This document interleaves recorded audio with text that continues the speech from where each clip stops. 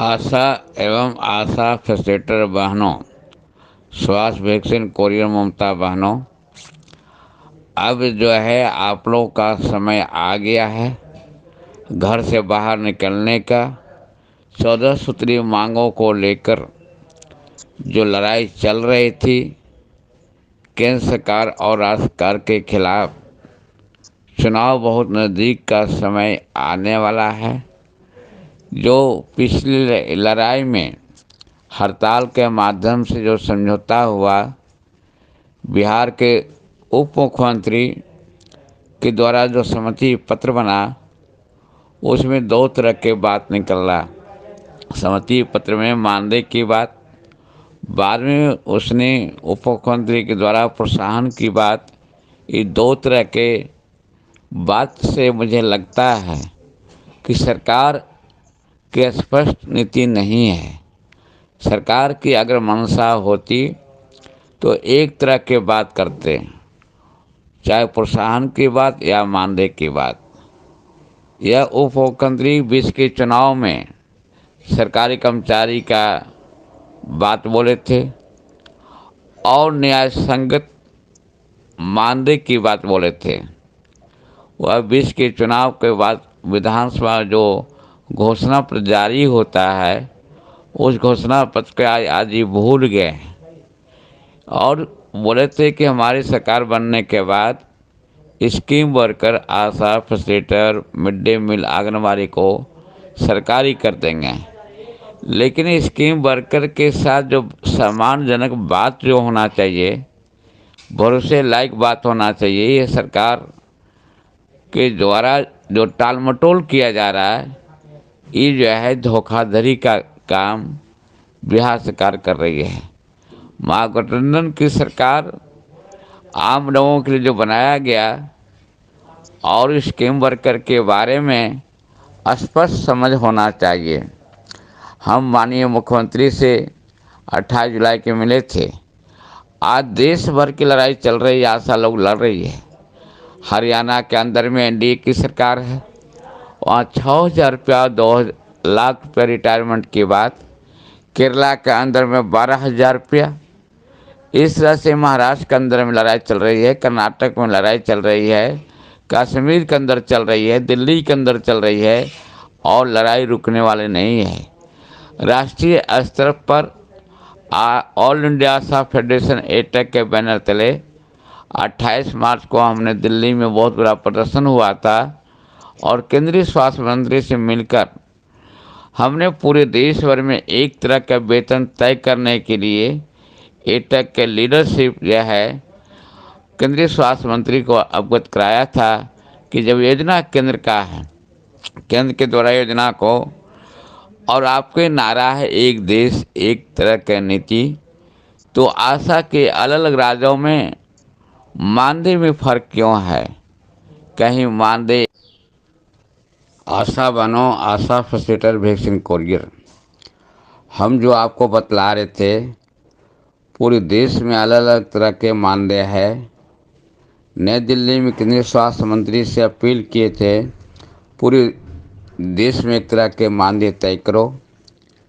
उसके बाद बिहार में 11 जुलाई से बिहार राज्य आशा संघ फैसिलिटेटर वैक्सीन कोरियर ममता एटक के बने तले लड़ाई शुरू हुई।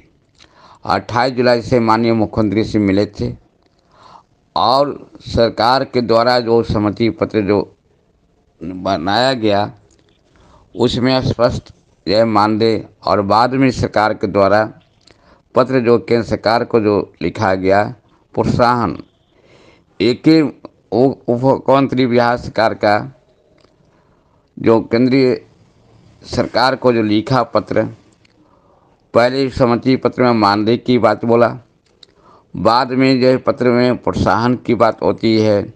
यह सरकार के दोहरी चरित्र के बारे में समझिए। सरकार की मंशा साफ नहीं है आशा के प्रति, वैक्सीन कोरियर के प्रति, ममता के प्रति और आशा फैसिलिटेटर के प्रति। मेरा मांग है आशा फैसिलिटेटर ममता वैक्सीन कोरियर को 25,000 का वेतन तय करो। पिछला जो हड़ताल हुआ था 18,000 का मानदेय था, तो इसलिए पिछली हड़ताल और इस हड़ताल में महंगाई 20 गुना बढ़ा है। तो इस बार जो हमने 25,000 का नारा दिए, 1,000 में दम नहीं, 25,000 से कम नहीं। और उसके बाद आगे लड़ाई बढ़ा है। सरकार के आश्वासन के बाद यह हड़ताल तोड़ा गया, लेकिन हमारा संगठन जो हड़ताल को स्थगित किया था, क्योंकि सरकार को उसमें हमको जो भरोसा नहीं था। ये सरकार के दलील नीति को समझ रहे थे और माननीय मुख्यमंत्री के द्वारा जो आश्वासन मिला था कि हम न्याय संगत मानदेय देंगे, इसलिए माननीय मुख्यमंत्री कैबिनेट का मुखिया होता है और माननीय मुख्यमंत्री से हम जल्द मिलेंगे भी। इसलिए जो मेरा लड़ाई है, आशा फैसिलिटेटर को 30 दिन का वेतन तय करो, स्वास्थ्य विभाग में वैक्सीन कोरियर को स्थायी कर्मचारी का दर्जा दो, ममता का न्याय संगत वेतन दो। संत रविदास जयंती में उप मुख्यमंत्री ने बोले थे कि ममता को सरकारी करेंगे, तो आज क्यों नहीं कर रहे हैं? इन्होंने बार बार बोलते हैं, अभी माननीय मुख्यमंत्री बिहार घूम रहे हैं, तो ये आशा के स्कीम वर्कर के बारे में कहीं भी जिक्र नहीं कर रहे हैं। स्पष्ट जो है वक्तव्य नहीं आया है। इसलिए बिहार सरकार जल्द नोटिफिकेशन तय करे, कैबिनेट से पास करे। अब हम इंतजार करने का वक्त ख़त्म हो गया है। अब राज्य के तमाम आशा 92,000 से मेरा अपील है, फैसिलिटेटर से अपील है, ममता और वैक्सीन कोरियर से, कि सरकार को घेराबंदी करने के लिए सरकार के छाती पर चढ़ के अब लेने का वक्त आया है। इंतजार का वक्त ख़त्म हुआ है। हम समय बहुत दिए हैं। अब अगर टाल मटोल करते हैं तो चुनाव आ जाएगा, फिर जब 24 निकल जाएगा तो यह सरकार फिर आपके पाला में नहीं आने वाला है। इसलिए बिहार राज्य आशा संघ, बिहार राज्य आशा फैसिलिटेटर संघ और वैक्सीन कोरियर ममता एटा के बैनर तले 4 दिसंबर की जो बैठक हो रही है अमरनाथ रोड, अदालतगंज, केदार भवन, यह जो है आयकर गोलंबर के पास है। आयकर गोलंबर के बगल में अदालतगंज मोहल्ला है। जनशक्ति की प्रेस के पीछे एटक कार्यालय केदार भवन में 10 बजे से बैठक होगी। इस बैठक में 38 जिला के और तमाम प्रखंड से अगर लड़ाई जितना है, कुछ लेना है, वेतन के लिए, प्रोत्साहन की बात के लिए हम नहीं बैठक कर रहे हैं। हम जो न्याय संगत हम 12,000 की बात कर रहे हैं। 25,000 का मेरा मुख्य मांग है। और पूरे देश भर में लड़ाई जो चल रही है आशा का, कश्मीर में, महाराष्ट्र के अंदर में, बंगलौर के अंदर में, दिल्ली के अंदर में, इसलिए और हरियाणा में जिस तरह से 6,000 मानदेय हुआ, एनडीए की सरकार हुआ है, 2 लाख रिटायरमेंट मिला, इस तरह से फिर बिहार में क्यों नहीं होगा? वहाँ 7 महीना लड़ाई सड़कों पर हुई आशा का, तो हम फिर बिहार में पुनः आशा की लड़ाई को खड़ा करेंगे। इसलिए 4 दिसंबर की बैठक में सभी लोग के आशा और फैसिलिटेटर और वैक्सीन कोरियर ममता के संयुक्त बैठक में विचार विमर्श करके आगे की जो लड़ाई मेरा 8 दिसंबर से है, या इसके पर विचार विमर्श करके हम घोषणा करेंगे। 4 दिसंबर को 3 बजे प्रेस वार्ता भी है। इसलिए हमने ऑडियो के माध्यम से अपील करने के लिए हैं कि आप कहीं भी नहीं रुकिए और 4 दिसंबर की राजकीय बैठक में भाग लेकर अपनी बात को रखें।